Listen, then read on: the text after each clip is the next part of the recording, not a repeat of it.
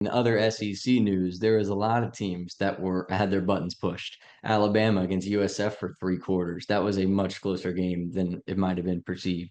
Even Vanderbilt versus Virginia Tech in week one, like that game was an overtime game.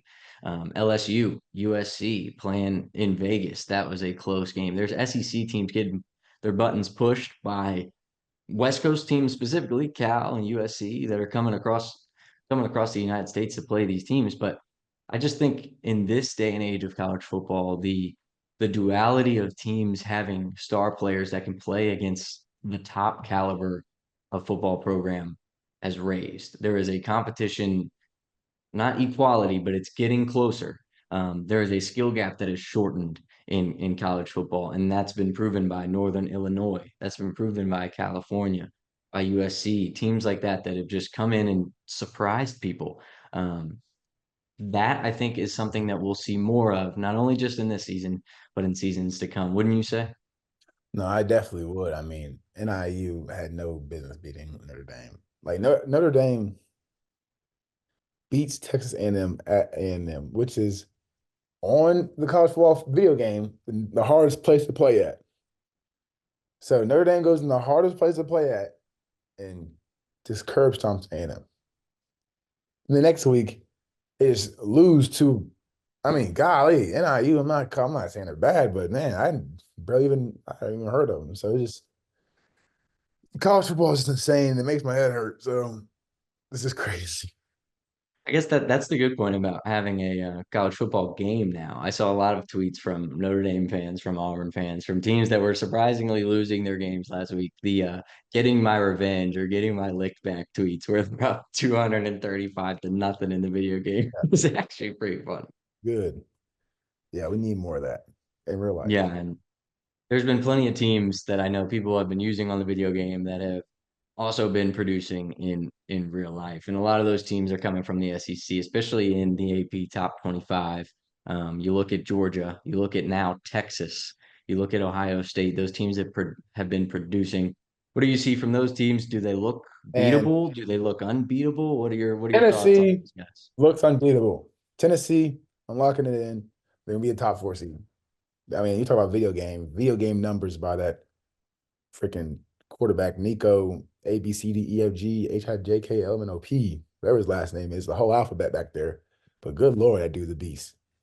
So, And I'm and that defensive line is, cush for my uncle, so I'm pretty biased. But that defensive line is number one in the country. They got two top 10 picks on their defensive line alone. And so, I mean, good grief. I don't see anybody stopping Tennessee. They just whooped North Carolina State in the state of North Carolina and Charlotte, I believe. And NC State's no cupcake team. They're ranked 24th coming into the season. And I mean, they just got blitzed. And so yeah. Tennessee's great. I mean, what Texas did to Michigan at Michigan is something I've never even expected to see. I knew Texas was good. I knew Texas. I'm a Texas fan as far as like on the video game goes. I think Tennessee and Texas are my two favorite teams to use on the video game. And so Quinn Ewers is my boy. He beat Alabama last year, so hook him. But I mean, what they did to Michigan was just insane. And I mean, kudos to Harbaugh. I mean, he saw the ship sinking and he got out of there. But Yeah. wait, Michigan, man, what are we doing? And so I know. I was a little surprised by them too, and I think I might be again this week. But Michigan, it's a team that you would think, like, yes, they had some pieces leave, like Harbaugh, like a lot of their offense, JJ McCarthy, Blake Corum, a lot of the studs on offense and defense. But at the same time, they're still Michigan. They're still the defending champs. They still worked in the transfer portal, worked in recruiting. Um, but to see what Texas did to them, I think you're exactly right. I think Texas, like laying it on them, really like opened people's eyes to how tough Texas is and who they can compete with.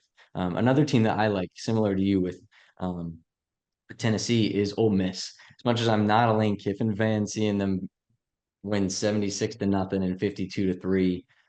Their offense looks unreal. Jackson Dart is an absolute stud.